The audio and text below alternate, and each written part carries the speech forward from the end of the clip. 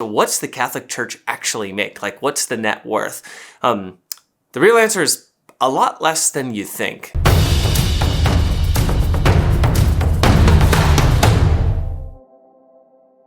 What's up, everybody? This is Josh from Practical Theism. Hope everybody's doing well this week. This week, there was a question that kind of came up that I wanted to address, and it's a pretty simple answer, but I still thought it was worth talking about. And that is, what's the Catholic Church's net worth? You know, I was watching a video one time with Lentz, who's the owner of Hillsong Church, and he was being interviewed, and the interviewer asked him something about his finances. He was asking him, how do you feel about making like as much money as you make kind of as a pastor? And his response was interesting. Rather than actually answering the question, he actually deferred to what he thought the Catholic Church was about and made. He's like, well, the Catholic Church makes millions, so I don't see a problem with it, or something to that degree. Now, it was interesting, first of all, because he pointed to the Catholic Church as like the standard of basis by which like pastors should make money. But it got to something that I think a lot of people misunderstand, and that is, what's the Catholic Church actually make? Like, what's the net worth? The real answer is a lot less than you think. The first thing that a lot of people don't realize is that the Catholic Church's holdings are made up largely of real estate and priceless assets. So if you think about all the art, all of the literature, all of the artifacts that it's housed over the years and really protected for human culture and society, that's really where a lot of the wealth and the value comes in. The other thing to realize too is most clergy are on a fairly modest salary. They're on a really small salary. And in fact, there's some clergy that even take vows of poverty.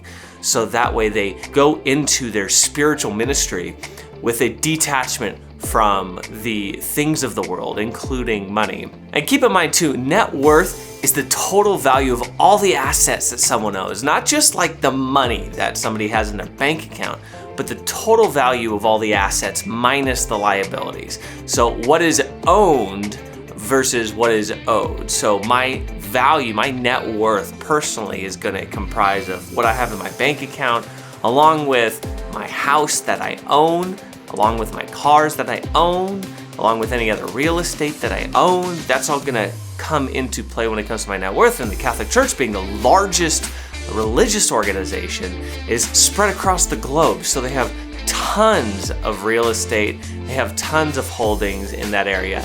They have investments, they have a lot of that going towards the church's charity work as well. It's not just going into somebody's pocket so they can go spend it on God knows what.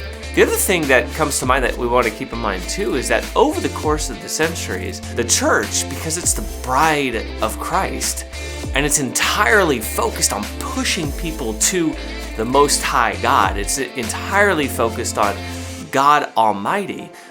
A lot of the things that they used to build the churches and build the cathedrals over the years was the best of the best. It wasn't, oh, hey, let's chintz out here and go do our manufacturing in China somewhere. No, they were using gold. They were using high quality materials. They were using the best artisans, the best architects to craft these very unique structures and these unique artifacts, to the point where they ultimately are pretty priceless because you don't see anything like it. These were the tallest buildings in the cities because they wanted everybody to see where the church was. These are the tallest buildings in the cities because they were an attempt symbolically to reach up to heaven, to be the thing that everybody gathered into. And so that's just some things that you want to keep in mind when it comes to what the Catholic Church's net worth is. And have there been financial abuses throughout the centuries of the church? Absolutely. There's no question. You can look at the Borgia popes, you can look at popes that have abused it, you can look at clergy that have abused the finances of the parish. But that's part of the human condition, and I don't think that's reflective of the church's placement of value on the finances that it actually holds. So just some food for thought, something to keep in mind, something that I wanted to share because I've thought about it a little bit as well. If you have any thoughts, questions, comments, references, leave them in the comments below. Definitely hit that like button, pound that subscribe button like you mean it, so you can get more of this awesome content. From all of us here at Practical Theism, we'll talk to you next time. Thanks.